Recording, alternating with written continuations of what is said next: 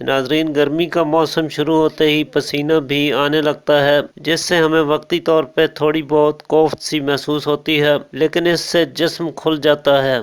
जल्द में रुके हुए फजलात खारिज हो जाते हैं। जिस तरह से हमारे जिस्म और खून में से टॉक्सिन्स और जहरीले मादों को खारिज करने में हमारे गुर्दे अहम किरदार अदा करते हैं, इसी तरह पसीना भी इस काम में काफ़ी हद तक अपना रोल अदा करता है। साथ ही पसीने के ज़रिए हमारे बदन में से फालतू गर्मी और हरारत का भी इखराज होता है और हमारे खून और जिस्म का टेम्परेचर भी नॉर्मल रहता है। यही वजह है कि बुखार की सूरत में बढ़े हुए टेम्परेचर को नॉर्मल करने के लिए पसीना आवर अद्वियात दी जाती हैं।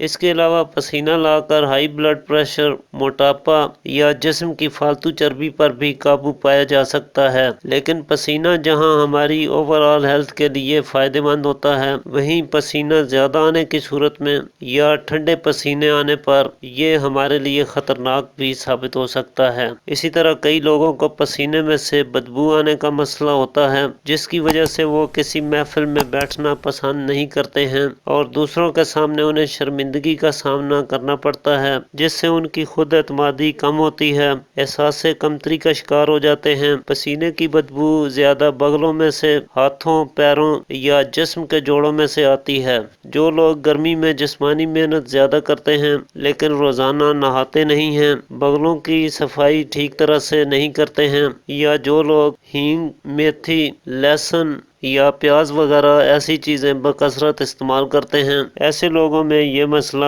आम पाया जाता है। इसी तरह अगर रतूबात मुताफन होकर फाजल मादे खून के अंदर, मैदा के अंदर या जिस्म में ज़्यादा इकट्ठे होने लगें तो इससे भी ये शिकायत पैदा हो जाती है। पसीने की बदबू से निजात पाने के लिए अगर मुदर बॉल यानी पेशाब आवर ग़िज़ाओं का इस्तेमाल बढ़ा दिया जाए और साथ ही जिस्म की ज़ाहिरी सफाई का भी खास ख्याल रखा जाए तो थोड़े दिनों में ही ये मसला मुकम्मल तौर पर कंट्रोल हो जाता है। इसके लिए आप खरबूजे का इस्तेमाल ज़रूर कीजिए। खरबूजा जिस्म और खून में से जहरीले मादों को खारिज करके इन्हें डिटॉक्स करने के लिए बेहतरीन चीज़ है। इसके खाने से पेशाब खुल कर आता है, गुर्दे अपना काम बेहतर तरीके से करते हैं और हर तरह के टॉक्सिक मटेरियल को पेशाब के रास्ते खारिज कर देते हैं। कुछ दिन खरबूजे को अपनी डाइट में शामिल करके आप पसीने की बदबू से निजात पा सकते हैं। इसी तरह खीरे का इस्तेमाल करना भी इस मकसद के लिए बेहद मुफीद साबित होता है।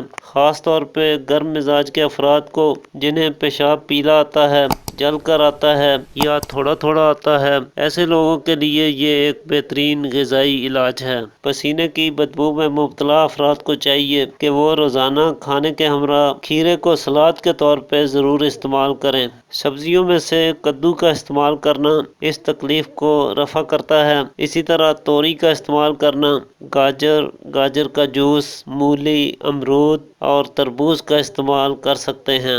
नहाने के बाद फटकड़ी को पानी से तर करके जिस्म के जोड़ों में जहां से बदबू आती हो उस जगह पर थोड़ी देर रगड़ने से भी बदबू जाती रहती है। तो आज के लिए इतना ही नाजरीन। उम्मीद करता हूँ आज की वीडियो आपके लिए मुफीद साबित होगी। इसी के साथ इजाज़त चाहता हूँ। अल्लाह हाफ़िज़।